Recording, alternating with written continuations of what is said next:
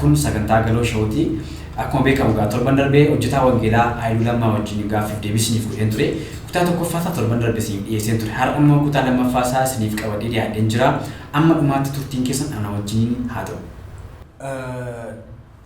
Akka dogongoraatti almost gaaffii kana tusaan gaafattees gaafeen fakkaata garuu maaliif ati keessa turte achi keessatti namni si beekaa achi ma baateetta ministeerri amma hojjettu kun amma itti qabattee baate kana wajjin waanti wal argata waanti wal argatu waan tokko beekuu murteessaadha. Mul'ati nama barbaada. Nama mul'ata sana wajjin fiitii wal godhu. Nama mul'ata sanaaf paashinii qabu garaansaa. Joshua ministry nama hin arganne nama hojii wangeelaaf of kennu hin arganne Joshua ministry. Atumti achitti maaf gatiin baasu? Kaayyoo waan ta'eef waggaa 3 yaaleera. Waggaa 3 yaaleera. Itti dhibbadhe ana qofa miti haadha manaa koo itti dhibbiseera. Jijjiiruudhaaf wanta hin goone jechuudha. Joshua ministry rakkoo baajataa hin qabu ture. Rakkoo namoota malee. Rakkoo nama mul'ata fiixaan baasuu qaba. Obboleessa ko Joshua ministeerri waggaa 20 tajaajilee mana mataasaa hin qabu. Lafa mataasaa hin qabu. Waajjira mataasaa hin qabu. Ergamoonni waan akkasii ergama qabatanii manaa ba'an keessumaa warri adii gara biyya Itoophiyaa dhufan namoota baay'ee awwaalame namoota baay'ee ittiin du'e maaliif kaayyoon nama gaafata of kennuu si gaafata gatii lubbuu si gaafata ni ramee achi dhiistee as baqachuu kee waan itti mul'ata jijjiirte fakkaata. Baqachuu otoo hin taane yeroo waaqayyootu gahe anaan waaqayyootu kallattiidhumaan mul'ata naaf kennee anattis dubbatee karaa namoota isaas karaa raajota isaas karaa lallabaas natti dubbatee waaqayyo na baase. Maaliif al tokko Yisihaaq gaafa achi warra geerarratti ka'anii ari'atanii yaaleera baay'isoo. Dippiloomaasiidhaanis yaaleera taa'uudhaaf garuu ari'atanii achiis hin deeme boolla hiikooti kan embasitti dhufan hin darbe amma jechuun hin darbe. Waan yeroo tokko dhaabbattee achumatti loluun mul'ata kee ajjeessu ta'a. Wallaansoo qabu al tokko baqachuun nama gamna baqata. Maaliif na waan amta waan ta'eef mul'ani garbachuuf taanaan warri Joshua ministry karaa tajaajilaatiin karaa haala hojii qofa miti. Karaa waltajjii wal qabatees rakkoo guddaa ture. Akka namooti keenya ba'an hin barbaadan. Sun rakkoo guddaadha. Ani nan tajaajila ani baay'isoo amalli koo amala ulfaataa hin qabu. Na beeku namoota lafa sagantaatti qopheessi namoota gurguddaa ta'e gurguddaa wajjin waaqayyo wal qabsiiseera isaan wajjin tajaajileera. Na beeku amala kootu gaafatte jechuudha. Naman ani namoota wajjin nagaatti jiraachuu na beekudha. Joshua ministry wajjin mul'ata koo deemsuudhaaf wanta hin goone jiru. Sababiin isaa ministeera sana waan jaaladhuuf. Mul'ata ministeera sana waan jaaladhuuf. Yaalee isa booddee gaafa toluu waaqayyoos mul'ata naaf kennee ani baay'isoo laayisensii baasee waggaa tokkoof walakkaa Joshua ministry keessan ture. Ilaalu wanti siin galu inni dura mul'ata miti. Yeroo deemte moo achumatti ka'uuf kaatee deemte moo inni amma mul'ata si kenne waaqayyo inni dura mul'ata miti. Inni dura mul'ata koo miti. Mul'ata namaati. Inni dura mul'ata namaati. Mul'ati namaa immoo mul'ata nama sana si gaggeessa. Sababiin isaa namichi sun mul'ata isaa qofa yaada gaafa hundumaa. Taargeetiin koo kanadha. Iddoo akkasii naa dhaqe kana naaf godhe siin jedha. Lakki kana hin godhu, lakki kana sirriidha, lakki kana hojii jette. Rakkoo biraatu frikshiniin suni rakkoo biraa uumaa deemaa jechuudha. Maleessaa Joshua ministeriin taargeetiin isaa wangeela lallabuudha. Ministeriin Hailu lammaas wangeela lallabuudha. Anis akka lallabaa wangeelaatti wangeela lallabu. Mi'aamma maal qabattee baate? Kaayyoo keenya guddaan maal? Isa kana sirriitti beeku qaba. Maaliif kana sii kaasnaa? Kaampaaniin kun Itoophiyaa keessatti waggaa 22 akka hojjetaa jirtu kaasaa jirtaatiin waggaa 3 koordineetii taatee hojjetteetta isheen kun amma hin xiqqaatti waggaan 3 jechuudha. Maaliif mul'ati waggaa 20 gaggeeffamaa jiru kuni waggaa 3 keessatti jijjiirama fiduu dhiisuu danda'a.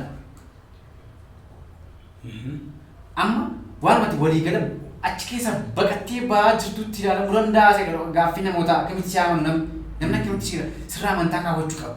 Mul'ata sana keessatti amanamummaa dhabuu kee akkasitti shakkamuu danda'a nama biratti. Waan tokko yaadachiiste waan tokko si eebbisu gaaffii baay'ee gaariidha. Deebii salphaan siif kenna. Hoogganaan dhaabbataa maqaa isaan dhoofne.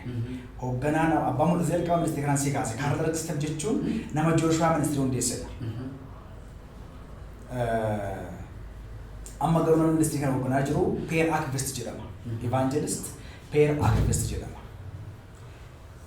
Waggaa baay'ee tajaajilleerra. Ani kaarla irraa moo peer wajjin tajaajilaa ture waggaa dheeraa wal beekna sirriitti. Ka'umsa koosna beeka dakaa kaasee akka tajaajilaa ture iddoo kana geena beeka. Jooshuwaa ministeerii keessatti yeroo jalqabaatiif namni Jooshuwaa ministeeriin ati ayyaana akkasii qabdaa waaqayyoon akkasii gubbaa kaayera jedhee uummata fuulduratti dibe beekamtii kenneef ana qofadha. Ana dura tajaajilaa 10 ture. 10 ol. Koordineetarii gurguddaa jechuudha namoota baay'ee bebbeekaman turaniiru. Yeroo jalqabaatiif garuu seenaa Jooshuwaa keessatti nama Jooshuwaa ministeerii dhaloota bakka buusee jedhamee haasa'ame. Ati tajaajilaan, ati lallabaa wangeelaati, ati kana booddee Evangelist Haayiluu Lammaati jedhee kan Daayirektara Jooshuwaa ministeerii anaan na dibee uummata fuuldura kiruseetii guddaa magaalaa Baddallee irratti seera beeksisanii isaa jechuun deessa like piijii koorraa ana qofadha. Guyyaa tokko akkasnaan jedha waameetu. Egaa waan akkuma silatti waggaa 3 sun ture sun waan asifachuu waan jiruuf guyyaa tokko akkasnaan jedhe namoota kaayee jedhu hoogganaa waajirichaa ittaana daayirektaraa fi daayirektara. Peer aktivist kun akkasnaan jedhe Haayilu naan jedhe Jooshuwaa ministeeriin sin dandeenye naan jedhe kochoon kee balali'uu hin dandeenye kochoon kee guddaadhaa jedhe manni kun garuu akka ittiin balali'eef si qabeeraa naan jedhe. Fuula waaqayyoo tasatti namoota kan gaafachuu dandeessa jiru hooggannoon obbo Siyyum Tashoomee jedha obbo Siyyum Taaddasee jedhamu hooggangeessaa waajiraa peer aktivist jedhama Evangelist peer aktivist inni dhufaan isa Awurooppaa jira sagantaan deddeebi'aa waan ta'eef akkasnaan jedhe sin dandeenye Jooshuwaa ministeerii sin dandeenye mul'ati kee fi mul'ati mana keenyaa wal si mudde kanaaf jedhe si gadhiisuu barbaada. Si qabuu hin barbaadu. Ayyaanni waaqayyoo, waamichi waaqayyoo akka ati lallabaa wangeelaa taate nan beeka. Kanaaf si qabuu hin barbaannu akka ati baatee waliin barbaadna. Utuu waraqaa gaggeessummaa gaafattee ati solaanaan jedha gaafate. Yeroo waaqayyoon geenye ture ani maaliif amaaleeffana ta'uu qaba. Addunyaan afuraan kee jiru addunyaa haasa'udha. Yoo namni dhaga'u jiraate jechuudha. Ani immoo gurri koo sirriitti dhaggeeffata. Sirriitti dhaggeeffadhe waaqayyo yeroo isaan turre inni akkasnaan jedhee almost ji'a 8 booddee yeroo isaa gaafa ga'u magaala Walaayittaa magaala Shaantoo jedhamti I think Shaantoo magaala Shaantoo jedhamtutti waraqaa gaggeessummaadhaan barreessee laadhee sagantaa xumurree jiru sana. Amma har'aatti si wajjin tajaajilleera. Amma har'aatti hojii wangeelaa wajjin hojjenneera. Egaa amma yeroo waaqayyoon ga'e waan ta'eef wal jeeqaa yaadaan wal dhiibaa deemurraa kana goonee deemna jennee nagaadhaan isaanis na waamanii na gaggeessanii nagaadhaan addaan baane jechuudha. Akka komiitii Haayiluun wangeelaawii ta'ee muudamuu isaa waldoota kiristaanaa biratti fudhataman qabu. Jooshuwaa kaampanii deemee waldaan as keessaa dibdee waldaan tokkummaa as keessaa dibdee hin jirtu. Jedhamee yeroo baay'ee kakaasuu jechuudha. Inni kun amma fudhatama qaba. Inni isaan si diban. Jooshuwaa kaampanii ergama kee wajjin amma wal fudhati. Dhugaa dubbachuuf taanaan waamicha namni si dibeef miti. Namni si dibeef miti. Abbaa waamichaatu waamicha siif kenna. Ana Haayiluun eenyu jettee na gaafatte ergaa gara Xiimotewos lammaffaa boqonnaa tokko lakkoofsa tokkorratti akkas jedha. Isa lammaffaa tokkorratti. Ani wangeela kanaaf lallabaa ta'een ergamedha. Inni ergee waaqayyodha jechuudha. Anaan lallabaa kan na godhe waaqayyodha.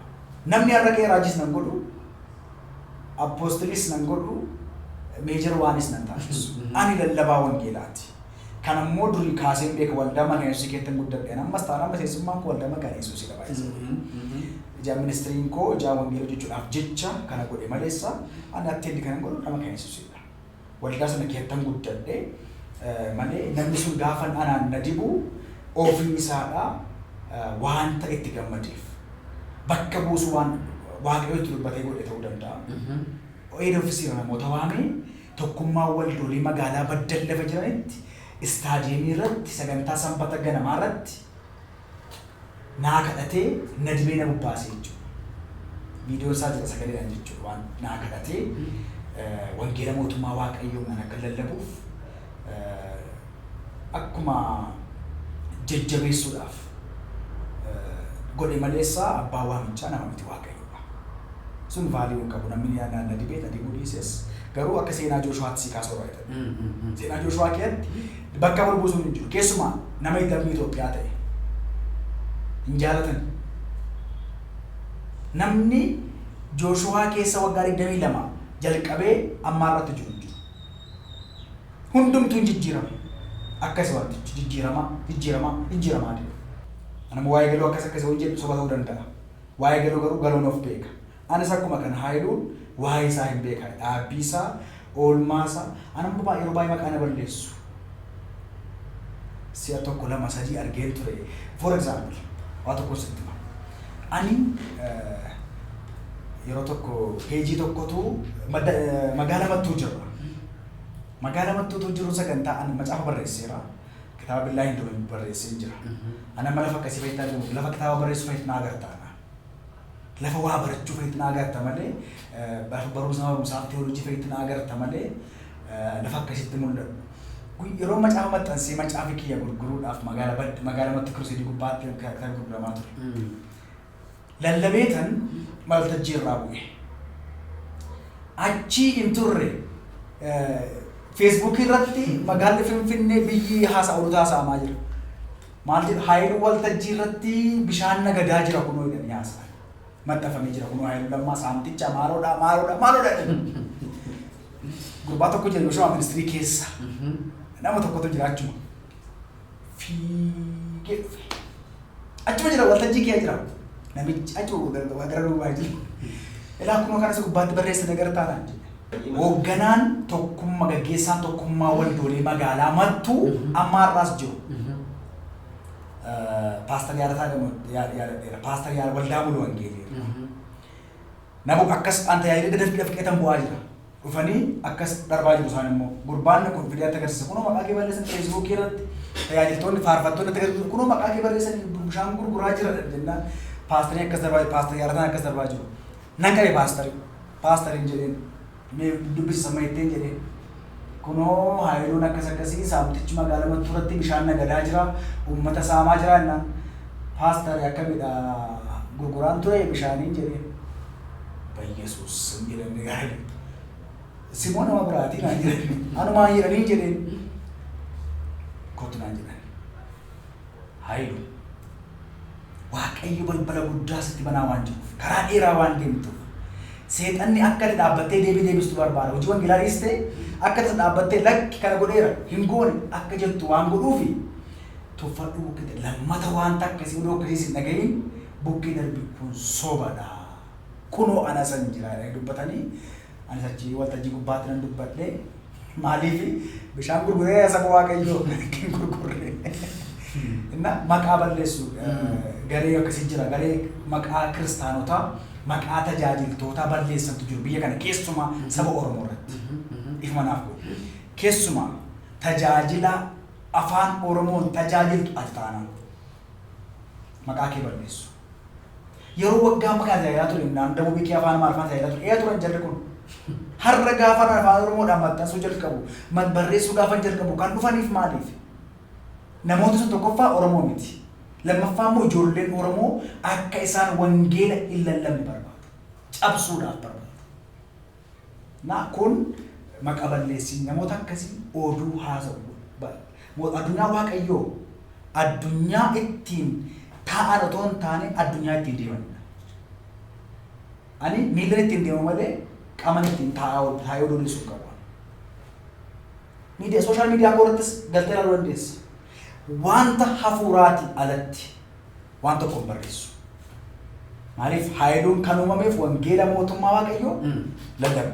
Kana wajjin wal qabsiisnee kanneen kana kaasee fi maqaa balleessiin baay'inaan jiru amanaarra miti. amanarra amantoota warra ta'anii dubbii sagalee Waaqayyoo dhaggeeffatanii maqaanii galiin kaa'amu. Tajaajiltoota warra gatii kaffalanii madirakii gubbaa irra dhaabatan. Yoo qullaa ta'e qullaa ta'uuti miila dhabu caammaa miila irra kaawwatan dhabuutiin uffannaa garaa isaanii isaan ga'u dhabuutiin waan garaa yoo beelaas ta'e gatii kaffalanii dhufanii amma danda'a jechuudha. Akka warra durii sana fannifamuu irra dhabneyyuu gatii kaffalamaa jirama. Karaa dandeenya taaskii gatii baasuutiin makiinaa irraa akka raakeetii dhabuutiin waan garaa dhabuutiin gatii kaffaltee tajaajilaa jira. Baay'inaan argaa jirra kan jechuudha. Garaa yoo haa ta'u malee jechuudha. Soo maqaa balleessiin baay'inaan jiru gama tajaajiltootaan irra caalaansaa warra gadi ba'anii kobilistooniitii yoo ati wangeela lallabdu dhagaa sana sirkuutu dhabantu miidiyaa gubbaratti maqaa si balleessuutiin tokkoffaa ta'aa jira. Jabaadhumaaf sin jedhan. Abadabadee jabeessuu qabnanii maaf achi ba'anii sooshaal miidiyaa mataa isaaniitiin maaf hin gadhiisan warra irra maqaa namaa balleessan hin akkas godhee sana maqaa balleessirra abaluu tajaajilaa keenya jedhanii maqaa namaa sana kaasanii maaf hin jajjabeessan guddifachuu qabnanii ati isa kan bakka bu'uura tajaajiltoota gaafa taatu si buusee haasaa ergaa si keessa jiru dubbatamuu qaba waan ta'eef. Yaada gaariitu ka'e yaadni kun yaada gaariidha. Namooti ergaa kana dhaggeeffatan hundumti keessan sa'a abbaan gaafa cabsee ormii ija jaamsaa Oromoo. Namooti tajaajiltoota keessumaa peejiin tokko jiru. Peejii sana keessa galtee gaafa ilaaltu namooti follow godhan, namooti sheerii godhan, namooti waan sana wal'isan namootuma nuti beeknudha. Kiristaanota amantoota maqaa balleessanii beekan tajaajiltoota warra waltajjii gubbaa jiru maqaa balleessu. Maaliif kana godhu? Wangeelli mootummaa Waaqayyoo akka hin hojjetamneefidha. Vaaliyuun kiristaanummaa, qajeelummaan, qulqullummaan akka waan badeetti. Har'as qulqulloonni jiru.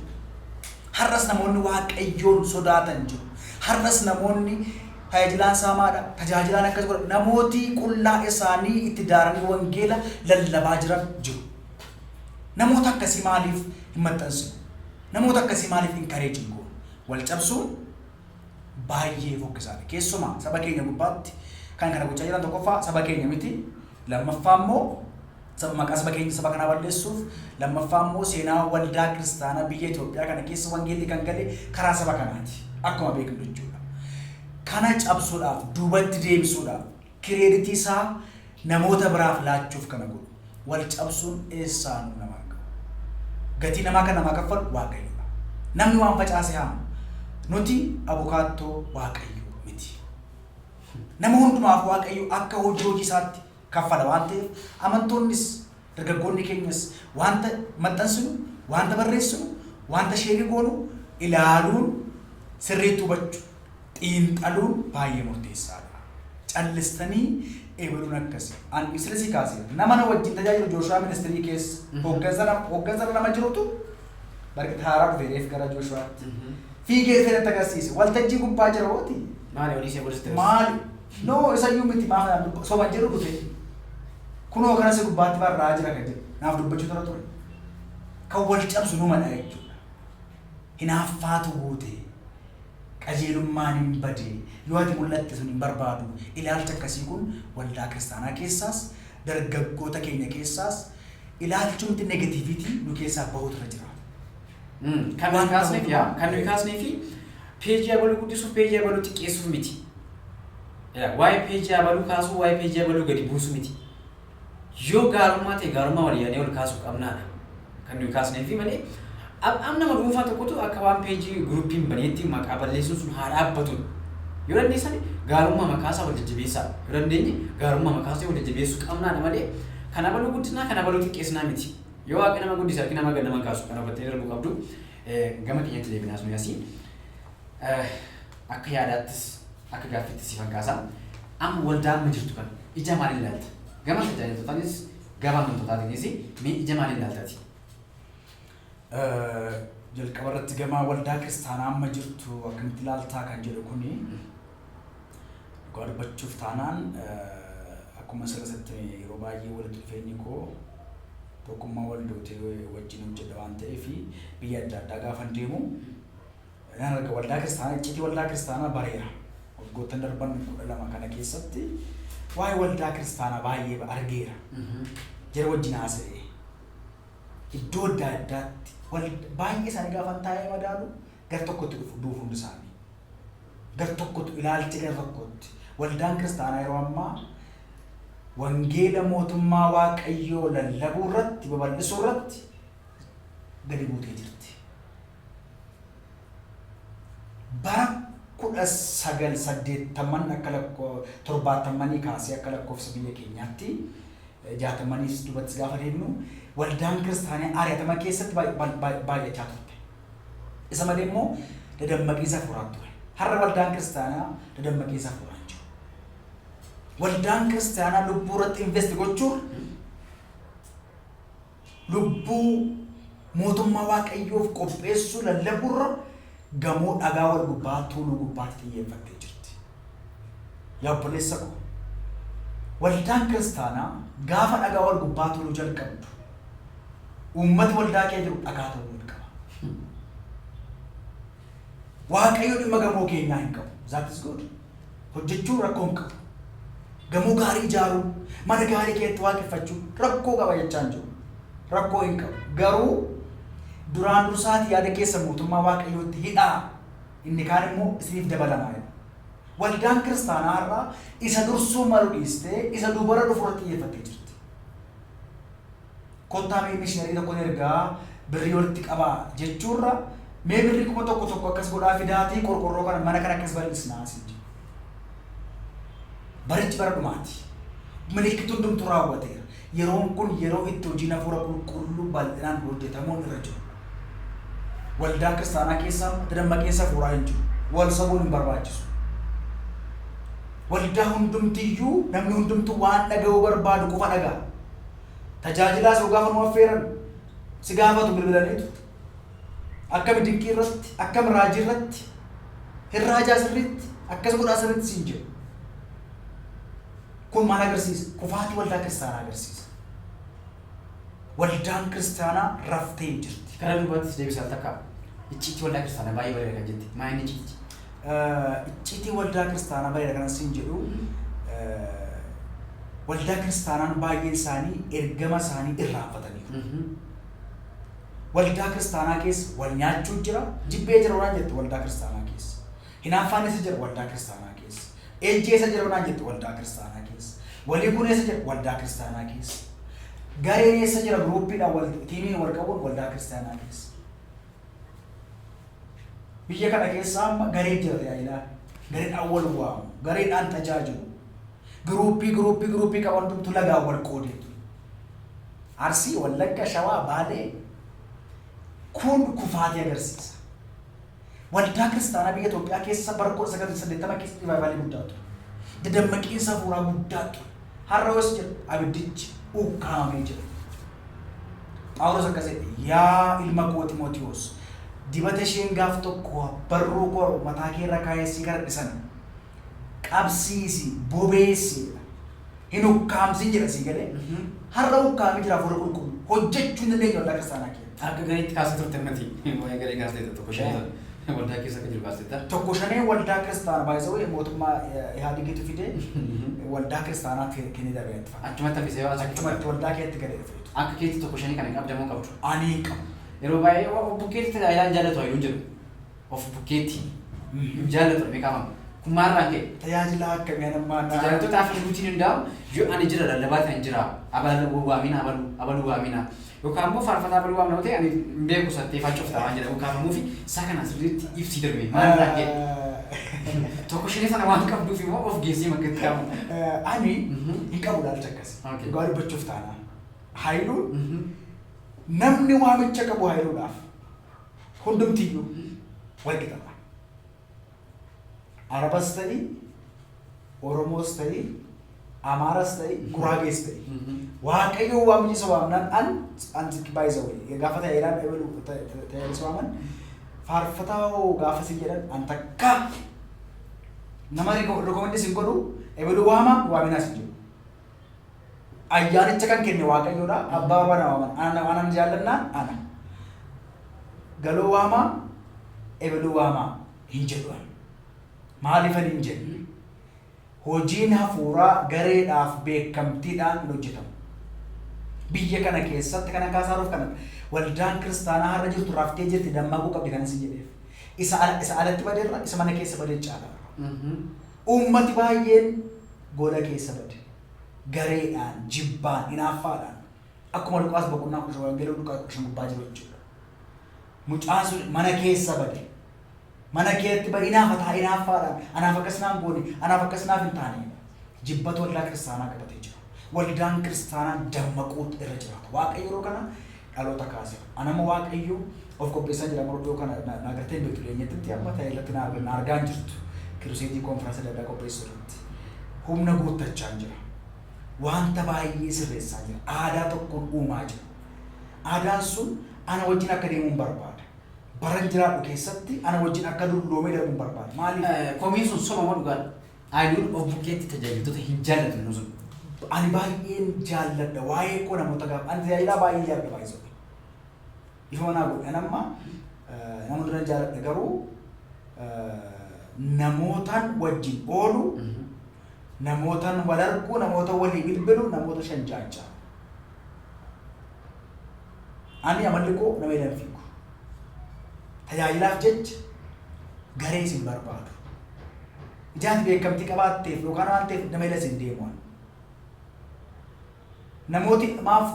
Namoota kasa gubbaatu deessan namoota naa bilbilanii tajaajila namaaf na affeertu kiruseedii gubbaatti naa jedhan.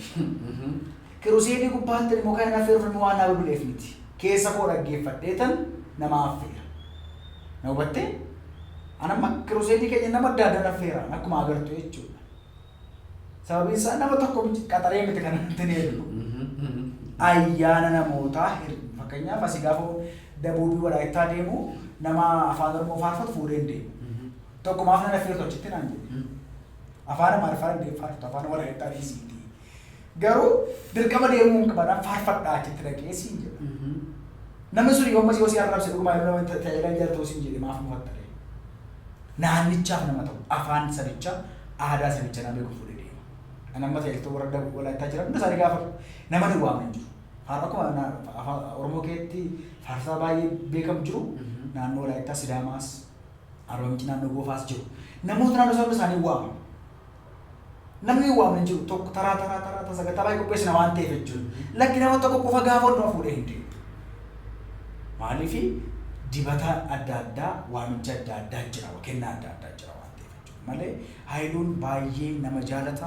Hailuun baay'ee tokko shaniin tajaajilta suni diigamuu qabu itti fufuu qaba. Yaan gaarummaa isaa maaliif hin miidhamne? Diigamuu qabaa diigamuu hin qabu kana anamma keessas waan hin jirreef fedhii sana waan hin qabneef tokkoffaa hin fayyadu. Faayidaa hin qabu. Garee giruuppii wanti jedhamu kun mana mootummaa miti. Addunyaa hafuuraati. Mana Waaqayyoo keessatti siyaasi akkasii kaalkuleetariin akkasii kun gaarii miti. Maafis si kaasee laga wal qoodamaa mana wal qooduu achi dhufee as jira as ta'a waan ta'eef abal dhufuun qaba abal keenya waan mannaa jiru. Atis waan akkasitti fayyadamtee deemta yoo ta'e waan kana deeggaruu dandeessu. Hin fayyadamtu Waaqayyo si eebbisu waan tokko na yaadachiisa. An dhalootaan mucaa Shawaa Lixaati. Shawaa Lixaati. Tajaajiltoota tajaajilaa warra Shawaa Lixaa keessaa ka'e nama tokko affeeree hin beeku. Maaliif hin affeerre yoo naan jette hubadhee miti. Ani sammuu keessa tajaajilaa yaada malee Shawaa Lixaa keessa yoo jiran hin yaadu. Tajaajilaadhuma jiruu waama maleessa. Lagaan yaadee, gootiin yaadee tokko naan jedhe Ambootti walaga tajaajilaan galaana magaalaa Najjoodha. Sadii qopheessinee torba dura. Hailu naan jedhe ati yeroo hundumaa ijoollee akkasii affeertaa nuti hin duune moo warra sirroo maaf akkas taata moo ati achidha naan jedhe akkas naannoon kee naan jedhe. Ifa manaa godhe ani ilaalcha akkasii qabu jedhe. Ani ilaalcha akkasii nama hundumaa baay'ee keessa ilaalaa. Maaliif qomoo keessa, sanyii keessa, afaan adda addaa keessa, gosa adda addaa keessa maal godhu nuuf hubatee namatti nu waan jedhu. Hailu utuun sobiin ilaalcha lagummaa qabda moo hin qabdu? Hin qabdu. utuun ilaalcha lagummaa qabaadhe ma ijoollee shawaa qofa waamatu ijoollee Kiristoos irratti. Utuun ilaalcha lagummaa qabaadhe ani lallabaa shawaa, faarfataa shawaa, kiboornistii shawaa waaman ture. Hin qabu ilaalcha akkasii. Anaaf Arsiinis, Wallaggis, Naqamtes, Dambidoollos walqixanaaf. Nama hunduma ija tokkoon ilaala. Jara yuudhiisi. Warra adii warra dhufan bukkee tajaajilan. Warra adii qodaan isaanii nurraa adda, aadaan isaanii nurraa addayyuu ilaalchuma sanaan ilaala. Nama hundumaa ija tokkoon ilaala. Maaliif fuula Waaqayyoottis cubbuudha. Saba Oromoo waldaa kiristaanaa Oromiyaa keessa jirtu kan quucarsaa jiru naannummaa, gandummaa, garee tokko shanee qaba. Siyaasni ilaalchaa kuni akkamitti goggoo qaba? Akka keetti. Kadhataan goga kan maqaa Yesuusiin gogsinaa jira. Gogtuus tokko guutuu qabdu. Maaliif fooni waan ta'eef ulfaataa. Waldaa kiristaanaa keessatti cichee jira wantichi. Yaa obboleessa koo waldaa kiristaanaa keessaa kaa lolli. Waldaa kiristaanaa keessaa kaa wal ajjeesu. Ulfaataadha. Dhalooti tokko ka'aa jira. Tokko keessaa anadha. Dhalooti riivaayivaaliin sun dadammaqiisaa furaa fidu. Dadammaqiisa isa naafa dhiirsuu miti. Dadammaqiisa jaamaa baduu miti, banuu miti. Dadammaqiisa laphee namaa fayyisu. Dhaloota kana gara laphee Waaqayyootti kan deebisu. Phaawulos akka nuti yaada Kiristoos qaba ture sana qabna. Waldaan kiristaanaa har'aa yaada Kiristoos qaba ture sana dhabdeetti. Sun deebi'uu qaba. Ilaalchi sun deebi'uu qaba. Waldaa kiristaanaa keessaa qulqullummaan badeera, qajeelummaan badeera. Deebi'uu qaba boleessa. Gaadhumaatti deemaa waan jiruu fi mul'ata keessa sirrii sabni akka baruuf waa'ee mul'ata kee gabaabsitee himtee dabartaa saammaa wajjin jirtu jechuudha. Dur Jooshuwaa si beeku amma maaliin akkasii baruu qaban waa'ee mul'ata kee ibsitii gaadhumaatti deemaa jirtu. Waaqayyo isaa eebbisu. Egaa ani lallabaa wangeelaa Hailu lammaa jedhama. Dhaabbataa furaa Gospel for Today's Generation International Ministry jedhamu wangeela dhaloota har'aatiif kan jedhamu ministirii kana hundeesseen tajaajilaa jira. Lafa waldoonni adda addaa naaf fedhanitti konfiraansii gurguddaa, kruuseedii gurguddaa na qopheessa. Kana kanan godhu immoo tokkummaa waldoonni sana wajjin haasofneeti. Wanta fuulaa fuula qabu. Ministiriin koo ayyaana gurguruu hin qabu. Ayyaana gurguruu hin qabu. Dibata gurguruu hin qabu. Uffata gurguruu hin qabu. Meeshaa isteekerii gurguruu hin qabu. Gochuun narra jira yoo ta'es namootatti tiishartii kana bitaa yoo bittan jireenyi keessan hin jijjiirama hin eebbifamtu jedhee otoo hin taane gara fuulduraatti nan gurgura kana gochuu nan danda'a. Ministirii bootii deeggarsaa fakkeenyaaf pilaanii qaba roodiyoo kanatti fundraising qopheessaa jira ministirii kana guddisuudhaaf waltajjii hojjechiisaa jira isteejii. Maaliif kiraayiidhaan deemtee namoota hedduu rakkatanii miti kan isaanii birriidhaan wal maqaan hamatamu. Tajaajila kee badaa deema. Ani garuu sana waan baradheef ekspiraansii irraas waan baradheef maal gochaa jira bukleetii qopheessee jira. Inni irraan fadhee fidee dhufuun ture. Bukleetii qopheessee kitaaba. Mul'ata Hailu Joshua Gospel for Today's Generation International Ministry kana maal fakkaata mul'ata isaa maal utuu dubbatee sitti dubbataa jechuudha kitaabichi. Kana gochuudhaaf immoo namoota sagantaa arbaataa qopheessuu yaadaa jira. Qaamaanis immoo namoota beeku bukkee dhaqee deeggarsa gaafachuuf yaadaa jira.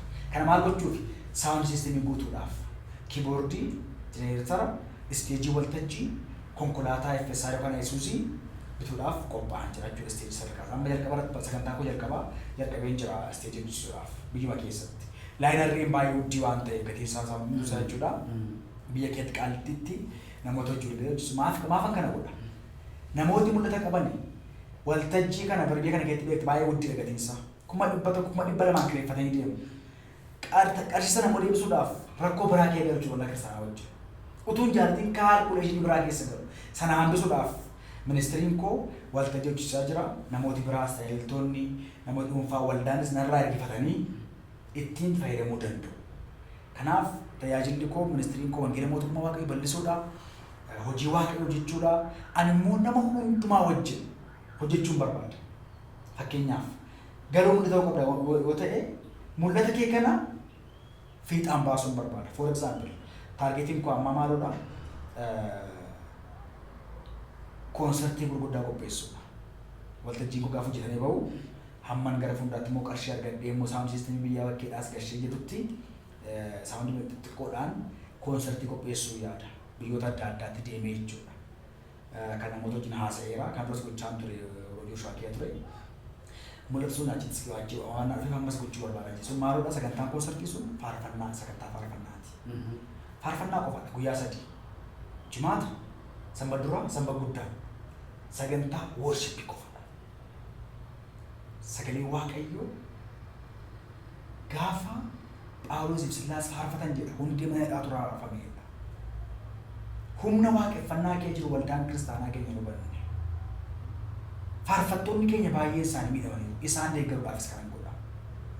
Namoota humna qalalleetti qabanii ayyaana qabanii bahuu hin dandeenye ofii koo sagantaa qopheessee waltajjii qopheessee uummata affeeree konsertii gurguddaa gochuudhaaf karooran qabaa jechuudha. Lammatarratti immoo lafa baadiyyaa adda addaa deemee aanaa hin taane gandoota baadiyyaa deemee hojii wangeelaa kiruuseetii konfiraansii qopheessuu yaada jechuudha. Baay'ee namatti tola biratti kun baay'ee deeggaran waan qabudha. Mee waldaafis sabaafis akka waliigalaatti dhaloota kanaafis dhaamsa qabdu dubbadhuutii gara dhumaatti deemna. Dhaamsa ni qabu akka sabaatti sabni kun gara waaqayyootti deebi'uutu irra jiraata. Keessumaa uummati keenya jechuudha.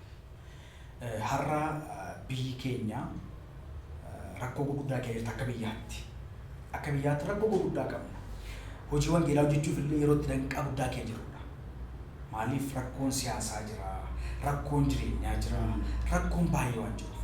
Kana kun akkamittiin fayyaa, akkamitti sirraa hojjenne gara waaqayyootti deebi'uu qabna waldaan kiristaanaa jalqaba irratti. Nuti mataan keenya ofitti araaramne, waaqayyootti araaramne, naannoo keenya, biyya keenya waaqayyootti akka araaramtu gochuu. Akka biyyaatti araara buusu qabdu waldaan kiristaanaa. Biyyuma kee jirtu keessa nagaan ta'e namichaa qulqulluu. Nagaan hin jiru taanaan utuu hin jiru. Utuu nagaan jiraachuu baate iddoo kanatti eenyu. Nagaan baay'ee murteessaadha. Sagalee waaqayyoo akkas jedha. Nagaa barbaadi dukaas bu'eedha. Qooda waan biraa barbaadnu, qooda waan biraa kaasnu nagaa barbaaduun akka sabaatti nurraa eegama. Inni kan biraa dhaloota kanaan kanan jedhu keessumaan dargaggoota. Hiriyaa gadheen amala gaarii mancaasa nama caafu qulqulluu. Yaa boleessa boleettii koo. Lafi nuti oollu yookaan nu tolcha yookaan nu balleessa. Kanaaf maal akka hojjennu, eessa akka oollu, maal akka dubbannu illee of eeggachuu qabna jechuudha. Keessumaa kiristaanota warra taanee jiru. Adeemsa keenya eeggachuun nurraa eegama. Kiristaanummaan ammayyummaa miti. Amala waaqayyoo jaalala, of qabuu, of bituu kana gochuu qabna. Dhalooti kun dhaloota waaqayyoo barbaadu, dhaloota seexanni barbaadu, dhaloota foon barbaadu, dhaloota biyya lafaa barbaadudha. Kanaaf waaqayyoof argama. Dhaloota waaqayyoof argame haa taanu jecha kana dubbachuuf dhiifama. Dhaloota harreen dursee akka hin taane. Macaafa qulqulluu keessatti Bala'aam harree reeba. Harreen garuu ergamaa waaqayyoo billaawaa ta'uu agarteetti. Ija harree banamee argaa inni garuu hin agarre. Nama waaqayyoo akka bifasaatti uumetu mul'ata arguu dhibee harreen iji ishii banee mul'ata arge. Maaf na reebdaa itti afaan baastee harreen. Maaf na rukuttaa anoo argaa jira akkamittan deemaan. Dhaloota billaatti deemu dhalooti kun. Dhaloota cubbuu hin sodaanne dhalooti kun. Haa dammaqnu. Adeemsa kee jirru keessa kiristaanummaa akka ammayyummaatti akka uffata keenyaaf, adeemsa keenyaaf, haasaa keenyaaf of eeggachuun nurra jiraata. Gooftaan Yesuus na eebbisu. Baay'ee namatti tola. Daawwattoota dhaggeeffattoota keenya kun egaa gaaffiif deebii nuyi hojjetaa wangeelaa Haayiluu Lammaa wajjin goone akkuma dura isiniif kaasee koordineetarii isa jedhamu wayimmoo geggeessaa kaampaanii Jooshaa ministirii wajjin hojjechaa kan ture kutaa lammaffaasaa qabadhee isiniif dhiyaadhee isiniif kenneera. Isin immoo irraa dhaggeeffachaa karaa TV irraa kan darbee karaa galoo show YouTube irraan subscribe gochaa akkuma kana sagantaan torbanii isiniif dhiyeessu hordofuudhaaf isin fayyada waan ta'eef peejii Facebook keenya YouTube irra galtanii subscribe gochuutiinis nu hordofaa. Kutaa lammaffaan isaa kana fakkaata gaa abdii guddaa kan isin argadhu immoo hordoftaniitu irraa barumsa argattu ina mana torban keessummaa biraa isiniif qaba. Dennee adda ammasitti torban nagaa isiniif haa ta'u. Ciao.